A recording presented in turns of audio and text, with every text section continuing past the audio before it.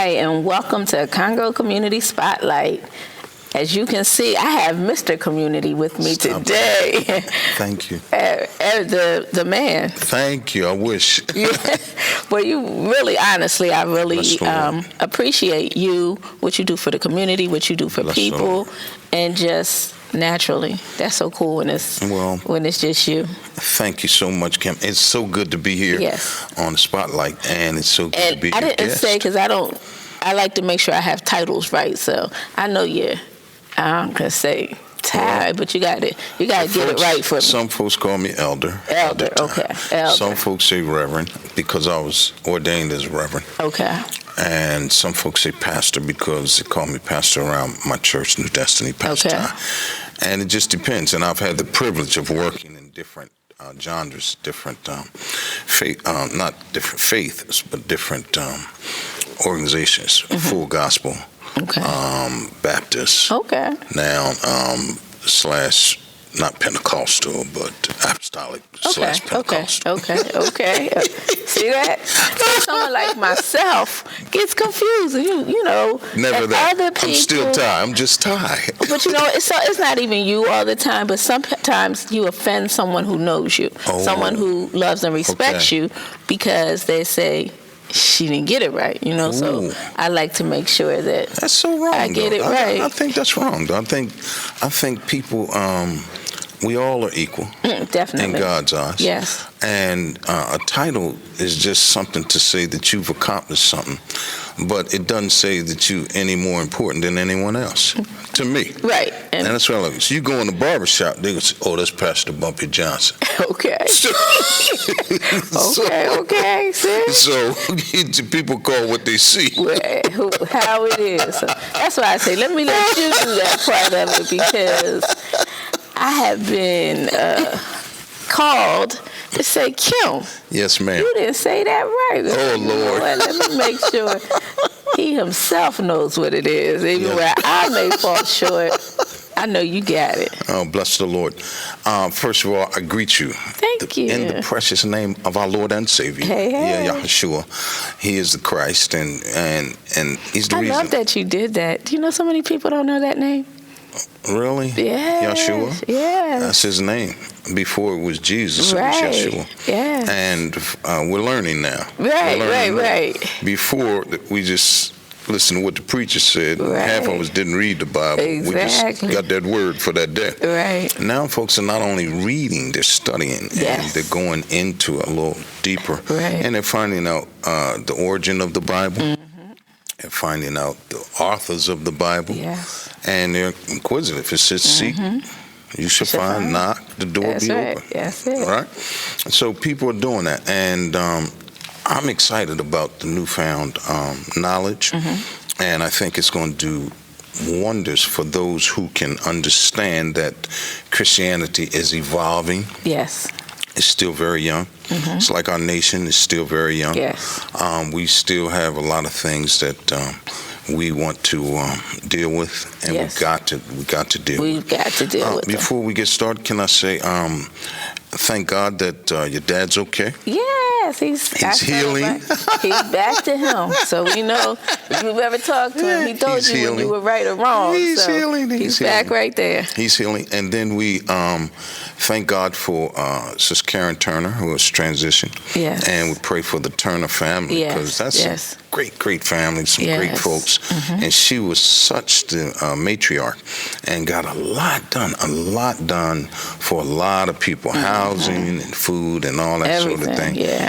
So, we're just certainly going to miss her. Yes. And then, since today is Sunday the 1st, I want to say I pray everybody everywhere had an awesome Thanksgiving. That's it. That they were able to socialize, enjoy, eat, do a little bit of everything, right? Yeah, I like the fellowship part. That's it. We used to go by the folks' house that we knew had a little money. Meant they were going to have a little food.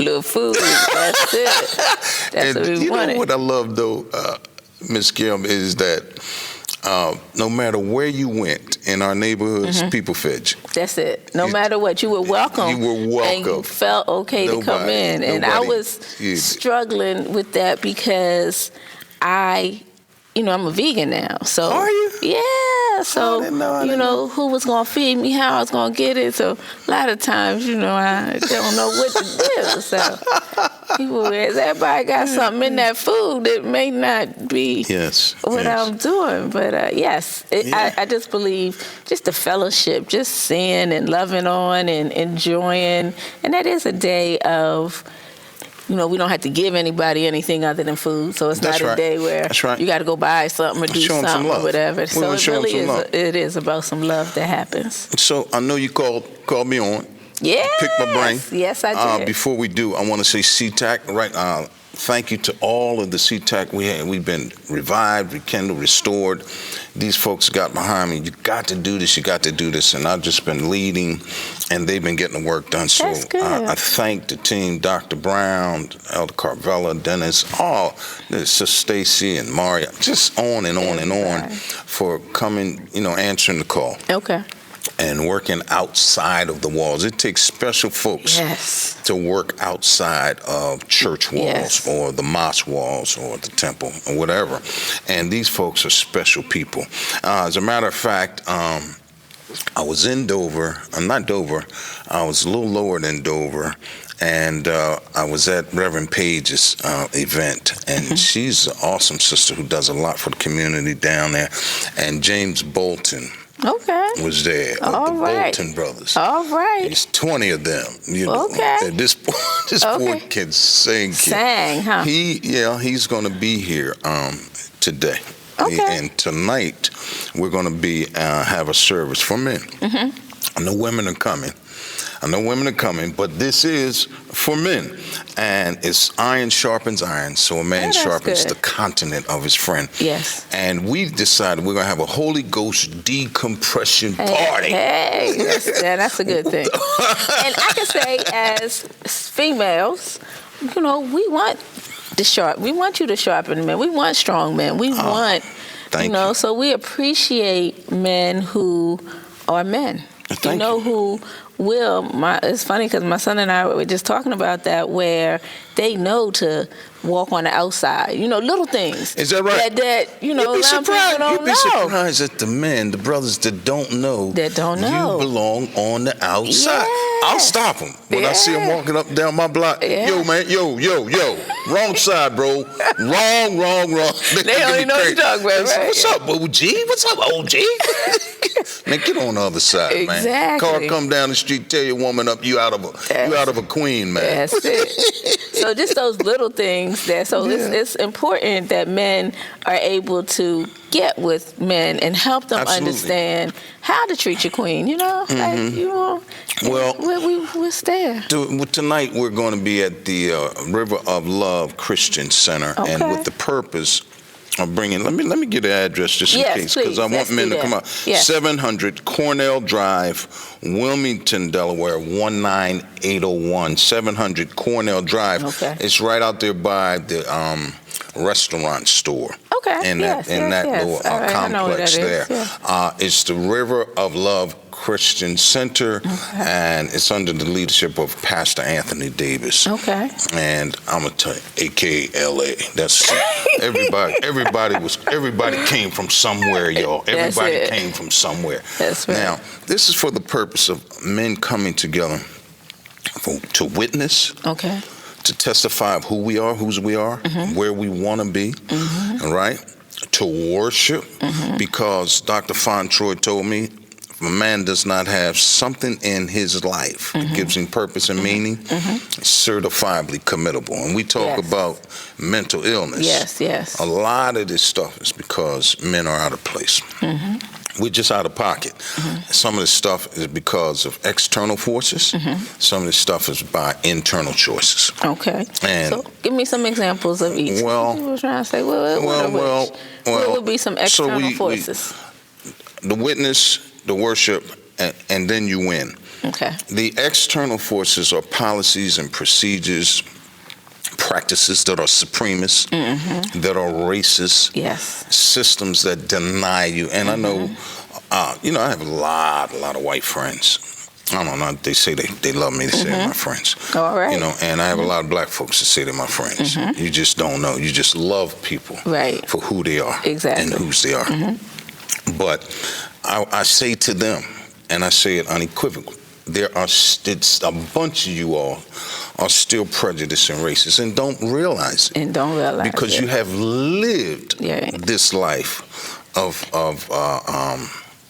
what's the word we use? I don't want to say affluent, because a lot of them, all of them don't have to be affluent. Right, but they still have that privilege. But they have that privilege. They definitely have that privilege. They have that privilege.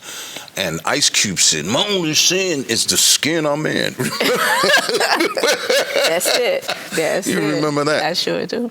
Well, when you look at, for example, you look at the East Side, right, which was historically our thriving ground. It was our Black Wall Street. Yes, it was. Now, we build a $100 million plus school. Okay. We name it after a historically black principal. Black principal who historically was monumental in our community. Maurice Pritchard touched so many lives. Oh man, it's monumental guy. You can't take nothing away from him. Exactly. Nothing. You're not going to take nothing away from Mr. Pritchard. Now, we're fine with that. Here's what we're not fine with. In the construction part, now we've been fighting, fighting for years to become electricians, become plumbers, to get in the unions. They won't let us in. They refuse to let us in. All right? We're still working it. But 30 years I've been out here. Still won't open that door. You bring in Latinos and you pay them $50 plus an hour. Black folks thinking they making $17, $20. These people make prevailing wage, $50 plus an hour. That's it. Now, I spoke with one of our council people, and she was saying that, well, I'm missing the big picture. It's about the quality of life. I said, well, pray tell. I'm all ears. I want to learn.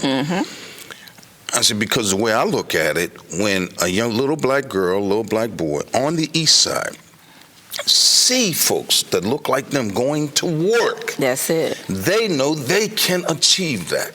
And that's an expectancy. Thank you. An expectancy. An expectancy.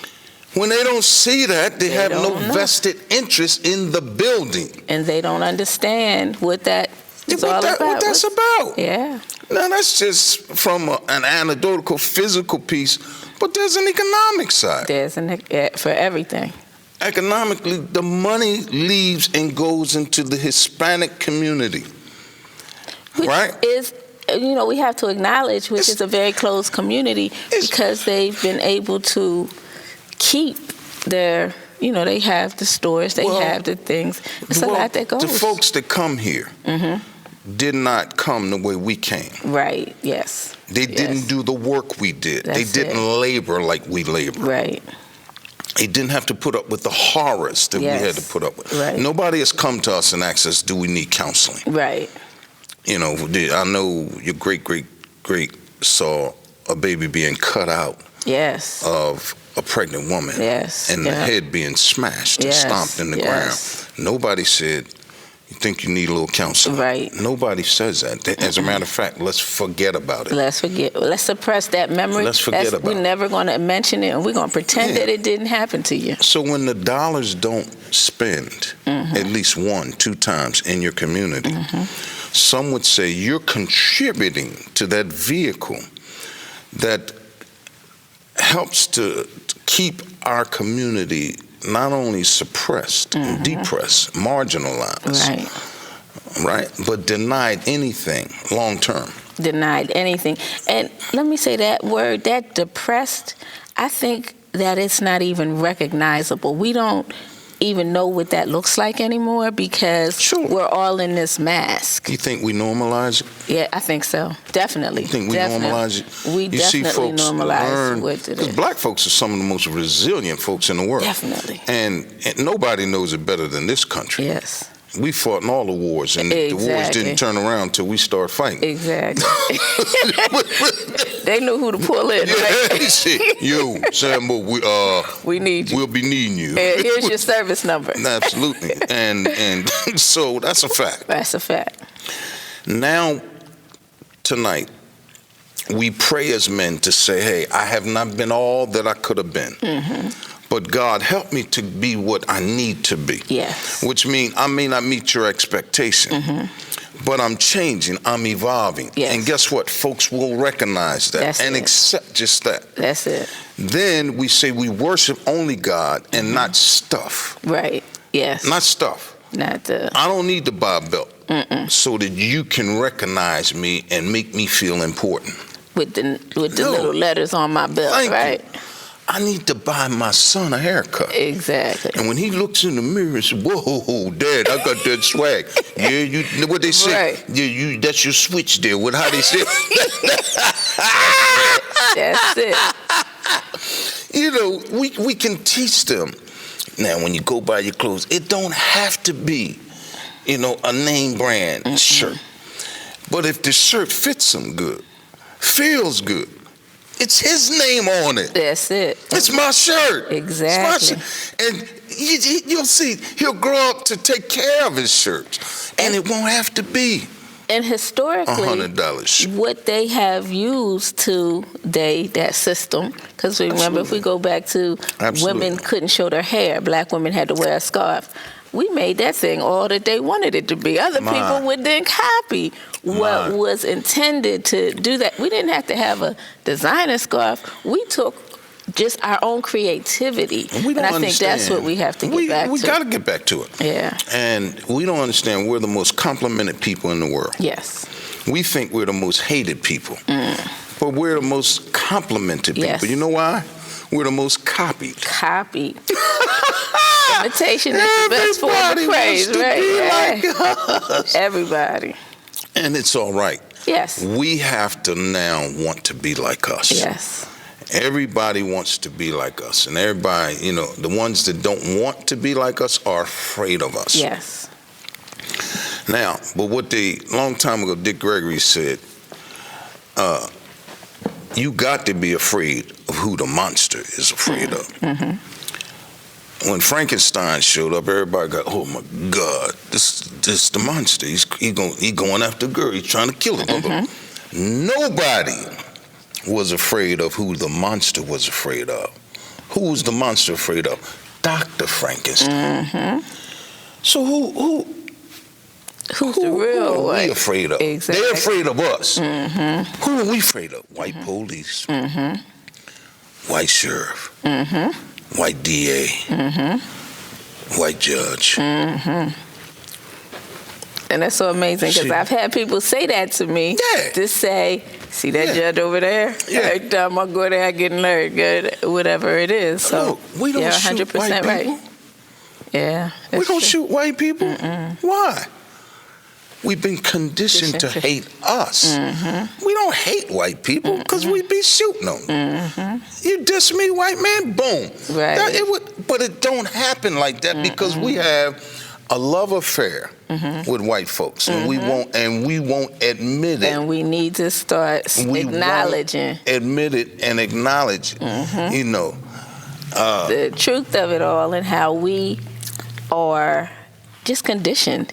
And we do need to celebrate ourselves more and compliment each other more. We're just so just unaware. We have to. We have to, one, ensure that our history is not only written, but it's told. Yes.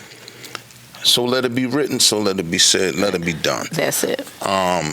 Didn't they say that at, who is that? One of them pharaohs, so let it be written, let it be done. That's it.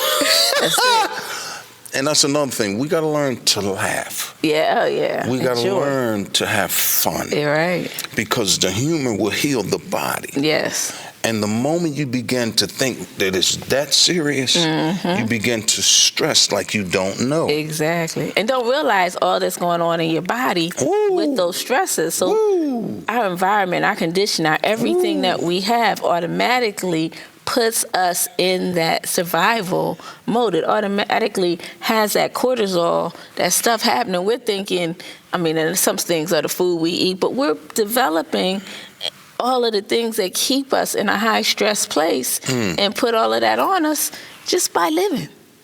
Just by living. And so we have to understand just what you're saying, the humor in it all. Let me share that it has to be, it's okay to be who you want to be.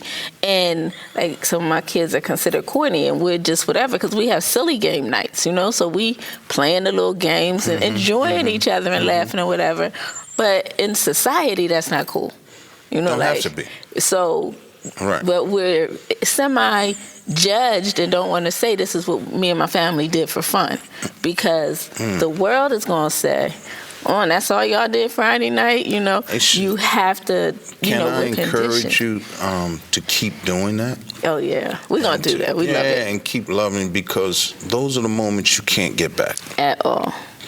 And there's been a definite attack on the family. Yes. And I salute single mothers, black single mothers, because they do phenomenal jobs. Yes. Not only do they raise us, then they turn around and have to raise our children because we have to go to work. It's just so unfair. Yes. So, when we talk about CTAC and we talk about economics and we talk about the mission of a church at Stick a Corner, first, to seek souls, to pray for folks, and to pray over the land. And I always believe God had called me to that because you have to be spiritually right to be mentally right. Yes. If your spirit is not right, you're going to be receiving information, I think, off kilter. Right. It's going to be warped. It's going to be distorted. Yeah, that's it. Once your mind gets right, and your determination, you begin to see yourself in your future. That's it. And nobody can deter you from that. From heaven to hell. It's going and I guess for people sometimes people get so caught up in the terminology that they don't realize how real that is in every sense of the word, and understanding that if you have a speaker that's distorted, you can't hear right, and so then you can't get the message that's supposed to come out because it was unclear.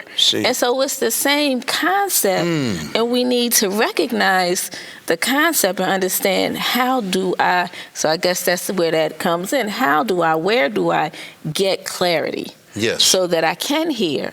And I can hear what's meant for me to hear and not just distorted kind of whatever it may be that happens. Our young people are so gifted. Oh, my goodness, and so they have tapped into an energy, and the algorithms are far just out there. They're not going to be attracted to electrician jobs, plumbing jobs. They're into technology. Yes. They're looking at how the world moves, and they've been participating in transactional travel, meaning they've got a chance to see things. Right. We really didn't go places. Right. We might go to Chester, Philly, Baltimore. That's right. New York. Yeah, New York. Yeah, but these young people, man, they think of the world as their playground. That's it. And they want to taste it, they want to see it, they want to feel it, and God knows we should be doing all we can to aid them in that.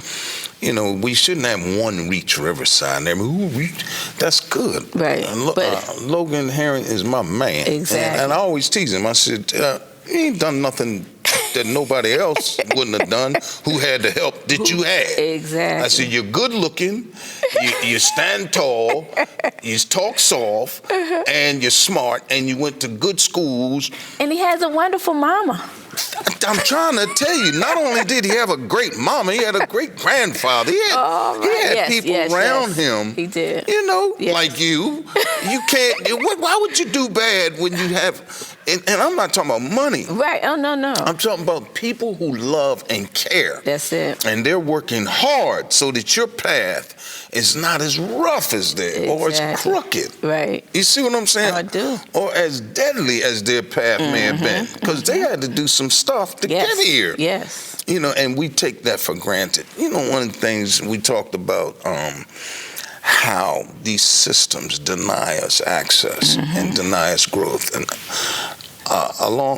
let alone we have to deal with all the social determinants. The drug game, the drug abuse, the mental illness, and God knows we got to pay attention. Yes. The foods we eat. Oh my goodness. The stuff that's in the sugar and the stuff that's in the juices. Right. I'm a sugar junkie. You know, I got to have just a little bit of dessert. Then I go back and I got to drink juice. I don't drink water. And I'm conditioned to do that. And we're so many. You see what I'm saying? To do that. And I'm surprised at how I don't even pay. I just do it. We just do it. And when you get other information, we automatically reject it. We automatically just wonder why. Where for me, I was blessed that I got to go to a Dick Gregory conference. Years ago. Was that when he was doing the Bohemian? That's when he was doing that. And so I was blessed to participate in that. And he said that day, until you can take yourself off sugar, don't you talk about an addict. For real? And I said, for real? It didn't make sense to me, right? But then I went and I said, let me try and see if I can take myself off sugar. Hard. He said, when you can get yourself off sugar, then you can judge any addict that's out here. But until then you can't. So then he, broke down all the foods. And from there, I was able to take that education, and it was like 35 years ago. Eye-opening, though, wasn't it? And stop eating chicken. Did you? He said, yeah, at that point, he said, when you have all of that stuff, he said, if you can't recognize the name in the food, put it down. He put this stuff on the board, and it was almost like you were in a science class, right? With all these words. And he said, what's this, what's this, what's this? He said, that's in your ice cream. I said, huh? So fortunately, I was able to be a part of that movement. Yes. And pay attention. Yes. So I was blessed to pay attention to it, and therefore it has resonated with me, the importance of what we put in our body. And see, what you're talking about is what we talked about earlier.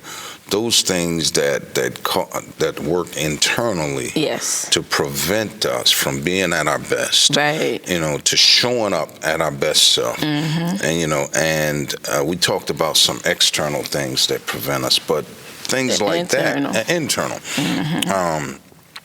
Another thing that since we're talking about disparities and we're just having a good conversation. We're having some fun. But I got to get back to this one thing that you started on, but I think we interrupted and we didn't get to finish, because you were speaking of the wonderful facility and the great things that happen within the community. However, sometimes when we get one, we just happy. When we need it to be everywhere, and we need so much more support than the one place that we are being told that, look, I gave you that. I gave you that. And it's so sad we need because more. Most of our leaders and a lot of hardcore leaders have passed on and gone on. Yes. So that means that we're up. I never signed up to be a leader. And here you are. No, I'm still trying to get my head around. I don't know what they thought. I will lead. I will do what I have to do, but I like for God to lead and me just to serve. Now, if I happen to end up in a leadership position, that's cool. But really, we all are leaders in our own right. Right. And when you tap into the essence of the person, you will see that leadership. Yes. You'll see it, no matter what it is. No matter what it is. If they're sweeping floors, they'll sweep them like nobody you've never seen. And when you can trust that floor is done right, you can eat off of it because they're a leader at what they do. At what they're doing. That's it. Now, having said that, I was thinking about another external piece. For example, I have been trying for years to get I'm not going to say set aside, but the game is so off. We went to certain developers, we went to the state, and we said, hey, you got to give blacks in terms of reparation. Don't think money. I think reparation means to fix what is broke. And I learned that from Dwight L. Davis, the community. Private Attorney General. All right. So when you talk about reparations, and I like his approach, it's to repair that was broken. Okay. All right, so I'm looking at, do we have, like Baltimore? Baltimore, Maryland has a certain percentage of dollars out of every contract that comes in the state. Yeah. Well, I just recently learned that there was a group of developers in Texas went to the federal courts, asked the federal judge to eliminate minority set-asides across the board. And the judges and the court ruled in their favor to do it. Wow. What hurt me was our Attorney General, Kathy Jennings, signed off on it. And I thought to myself, what does that mean for us? Exactly. I began to look at the excellent work that Representative Dorsey Walker did around anything over 30 million. She has a bill in. And I don't know what it is. I hadn't had the opportunity to read it all the way through, but in essence, it says anything over 30 million minority contractors have to get a piece of it. Okay. And I'm thinking, how many 30 million projects we gonna do? So we have to be a little more intentional, about getting us to work. Now, internally, we have to show up. Yes. You can't, if you got to be the work, get up and be the work. Yeah, you can't be out smoking the night before or smoking right before you hit the job thinking that's your smoke best. Smoke is still on you and we can all smell it when you come in the room, right? Weed, man, stop. Stop. Put the weed down. You a man, put it down till you get off, then pick it up. But handle your job like it's your business. So in that weed piece, some people have not been diagnosed. And so some people are self-medicating.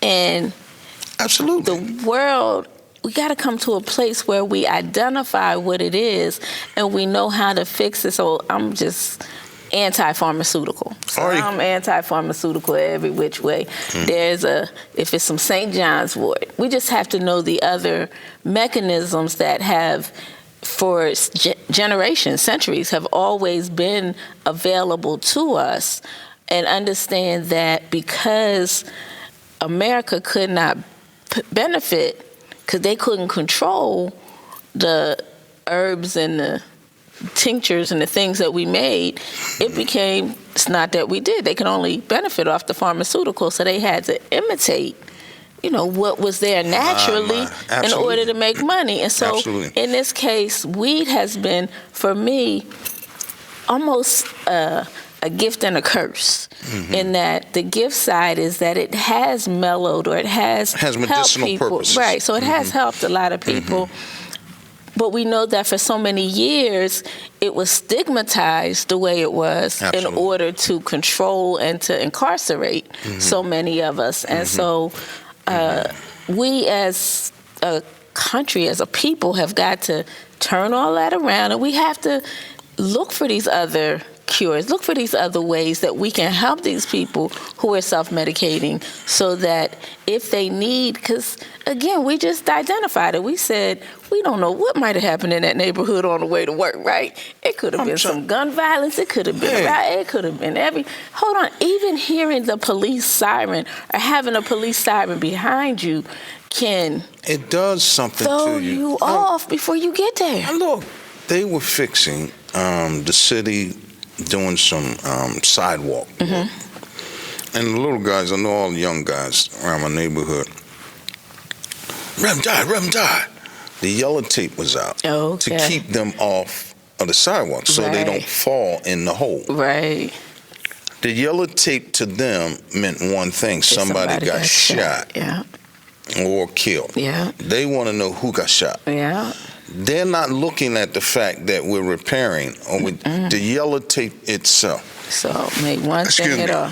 When I was, and it's funny because our mayor, our incoming mayor, and I just stay out of his way, because he said a couple things to me that I really didn't appreciate. And as a man, I don't, one of the things he said to me when he came in as governor, we have to get things back to where they're supposed to be. I didn't even know what that meant. Right. And then, I just can't get my head around the fact that we had almost $2 billion in the state. So you've had every office that a person could. What more is it? What is it in the mayoralship to finish what work? Right. Now you would hoodwink folks into believing that it's going to be education, but we're fourth from the bottom. From the bottom. And we spend more money than everybody else. Yes, it's so terrible. 18 school districts, but not yet one high school. Yes. What are you fixing? Right. I mean, you were in Congress, lieutenant governor, couldn't fix a little piece of it. So that's kind of how, I'm saying when I come to the table, and I look at how we recycle people.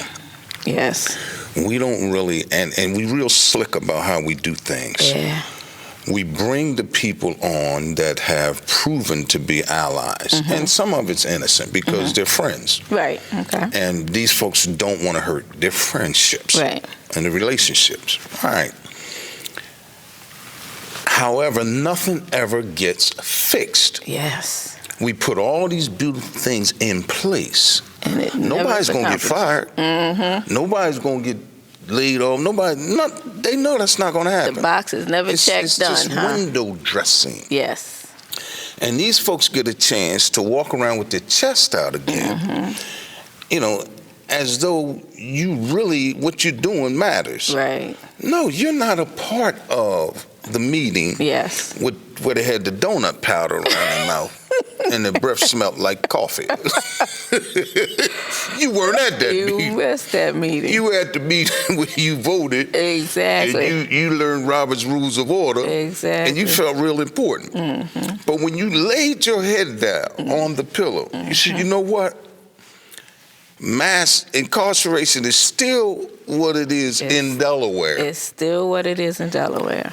We building buildings all over the place in the city, and I see no black folks getting in the buildings.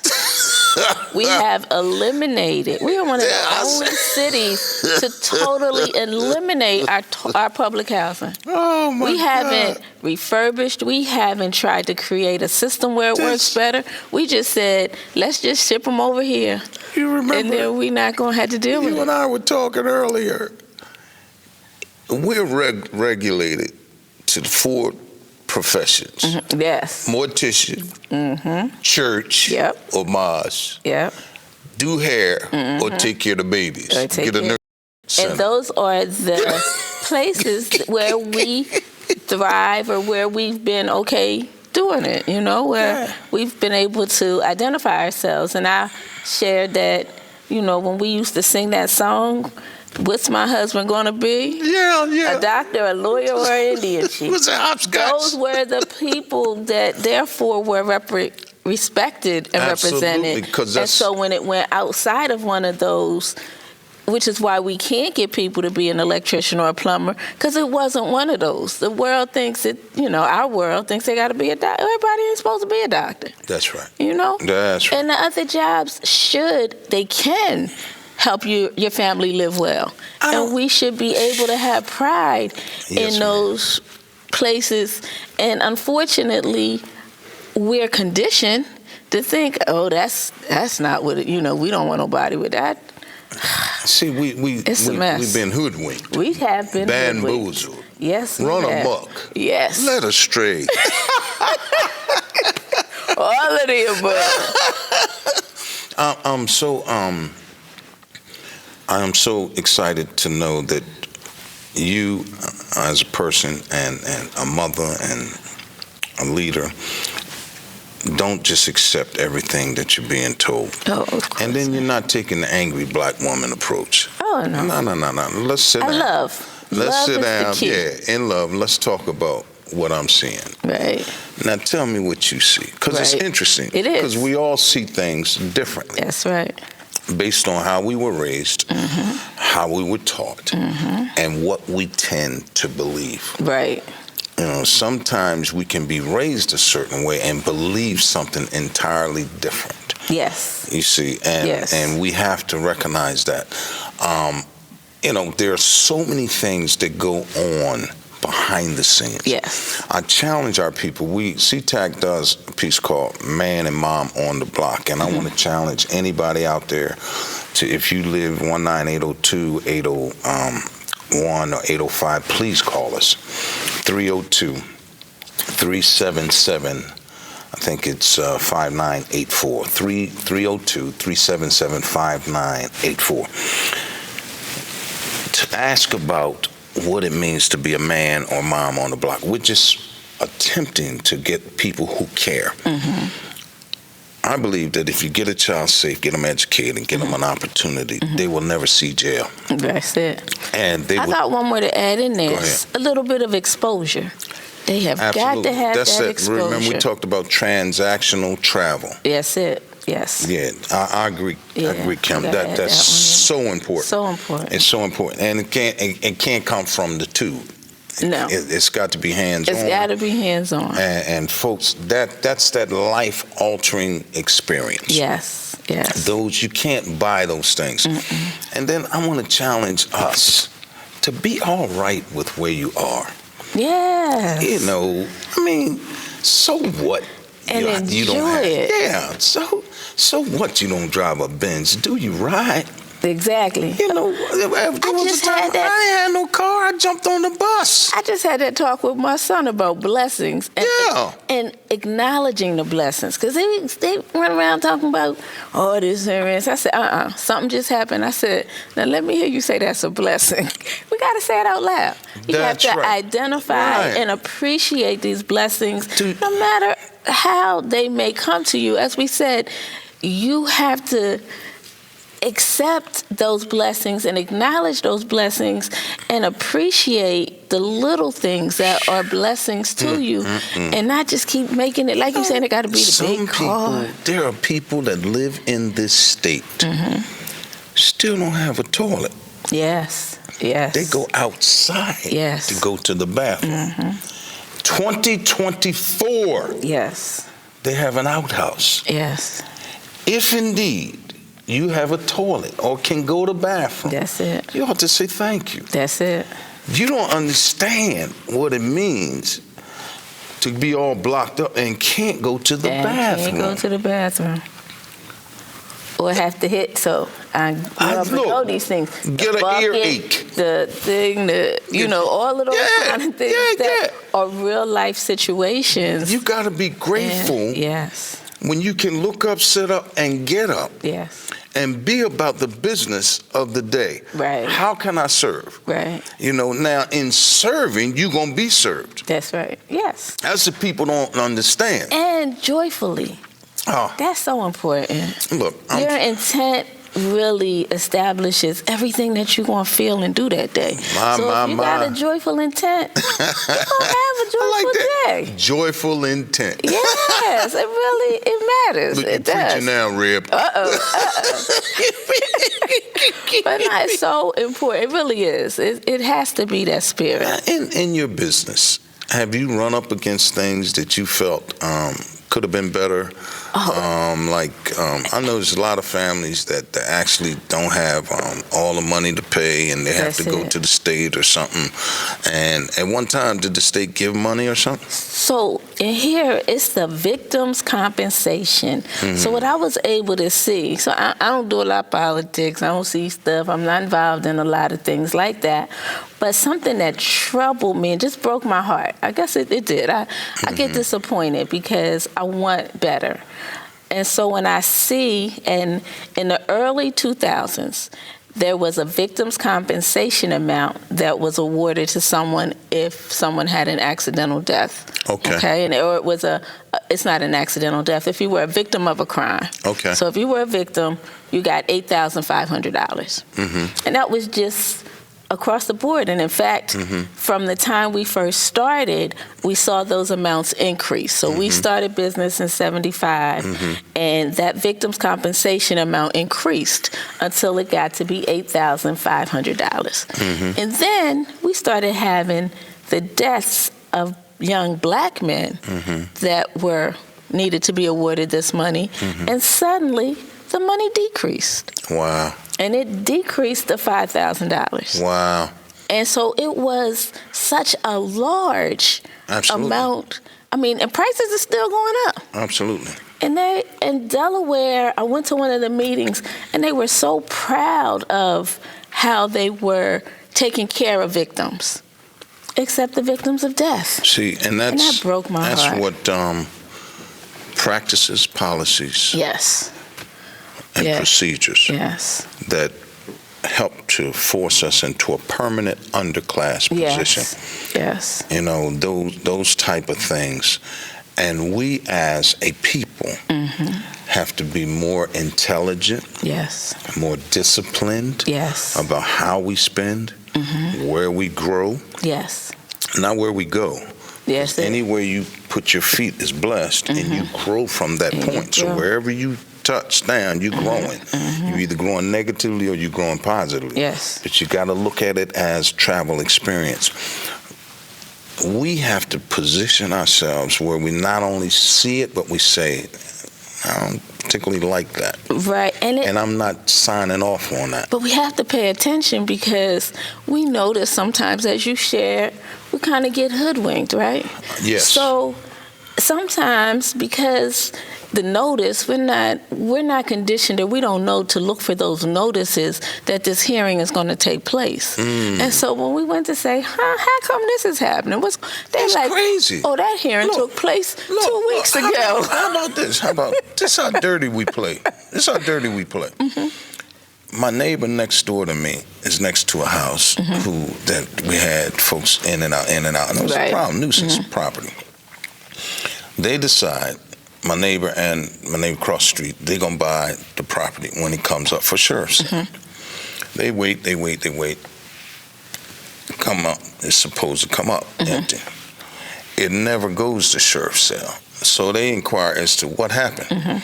Oh, we gave that to a developer who has proven that they are good at what they do, and they won't waste time getting it turned around. Wow. I'm telling you how tricky it gets. Yeah, it gets tricky. I got into it with one of the big preachers who is a bishop now. I'm not going to say his name. Okay. This boy, was right here. Let me just say, when you bring in people from other states to handle key positions, first of all, you tell yourself the lie, there's no blacks qualified around here, Yeah, we do a lot of that. Yes, that's so and unfair. A lot of blacks perpetuate that lie. Yes, because a lot of blacks want to be the only blacks at the table. Right, and they want to skin and grin and make the decisions for other blacks. Be that what it is. A lot of that goes on in this state. A whole lot. A whole lot. But when you yourself do not prepare yourself in a way that you understand what's going on, and then can take positive action to redirect it. Yes. And you just as much of the problem as anyone else. And I'm guilty of it a lot. I see a lot of things going on, and sometimes I say, if I see it and it's in front of me, I say it. Right. But I don't think I fight as hard. Right. You know what I mean? And I think that society has gotten us to a mental space where we feel powerless, and we have to get that power back. We have to acknowledge that same power that we had to change things when we marched and spoke out and did those things, we still have that power. Wow. But right now, we're just feeling so powerless because there's so many things, because we're being hoodwinked so much that we just feel powerless. They got to get to the decompression party tonight, yes, the Holy Ghost decompression party. So we need every man to participate, because this is we need tonight. that. Thank you for having me. This has been such a wonderful conversation. Yes, it is. So you're coming back, right? We got to come back, and we got to talk about some more stuff. Yes. Tonight, don't meet me there, beat me there. Everybody, everywhere you can come. It's for men. I know ladies are coming. Some sisters said they coming because men always show up when I do stuff. I said, that's crazy. Y'all come men hunting? This is not what this is about. This is important. That's not what this is about. I gotta speak on behalf of the single women. It's important. This is, look, right out there where the restaurant store is, Newcastle. Let me get this. Let me get this address straight. 700 Cornell Drive, Wilmington, Delaware 19801. It is called the River of Love Christian Center. Right. Pastor Anthony Davis and special guest James Bolton. That boy can sing. All right. He's going to be blowing it. We're going to be witnessing. We're going to be testifying of how good God is. But more than that, what we need to be doing, brothers, to hold folks accountable. Yes. And how we be about loving on folks like Miss Kim here. That's so that she stays energized. That's what we need. And we appreciate it, And yes, women may just be there because we don't get to see y'all. We don't get to see you at your best. We want to see people who want to change, people who want to improve. Absolutely. So I think it's very important for women to show up so we can peep in and see who, Yes, man. What's happening congratulations there? on your work with, I hear you doing, you work hard with the voter, get out the vote stuff. That's it, with Women in Labor. Yeah, Women in Labor. Women in Labor, you were on it. You were on it. Congratulations. Keep up the great work. Yes. Keep being a profound mother. It's a great organization. Women just supporting, loving, enjoying, making a difference and trying to make it so that people understand the importance of all that's happening. So do we thank the folks behind the camera like Big Op? Of course. I've been the best. Yes, so I have a great team. So I really appreciate everything that happens for everybody. And especially, he got in touch with you to get you here for me. Thanks for having me, everybody. I love you. I as well. Thank you so much. And we will have Elder, Pastor, Reverend Bumpy Johnson. Serve everything. We're going to have him back soon. Thank you so much for watching. Good night. Hi, I'm Kim, and I am a part of the Congo Funeral Home team. My part is to help people pre-plan their funerals. Congo Funeral Home has been serving the community for many years, and now I find myself being able to say that I have helped people pre-plan funerals for 30 years. I know I'm only 34, right? How can this be? But I have been helping the community pre-plan young, more mature, brothers, sisters, aunts, uncles. Every single person can pre-plan their funeral. And you can do it with a company that you know, that you trust, that's been here supporting you for many years. Many times families come in and they're having some difficulty, and I feel bad because I need to get to these places to help people understand that you can just take your time, make easy, low monthly payments, and not have the hardship at the time of death. So sometimes when someone passes, the pain is just overwhelming, and it's intensified by the fact that we have to figure out how we're going to pay. Well, we at Congo Funeral Home want to support you in every way possible, also by giving you options to prepay your funeral. There are no health questions that would disqualify you. There's no amount of money. We will work it out so that it happens for you. So please call me, 302-652-8887 or 218-8632. And I want you to know that I'm available to come talk to your church group, your community group, just your family if you like, because it's important that we get this information out to as many people as possible so we can help everyone feel the peace that some of us feel once we know that we're securely covered.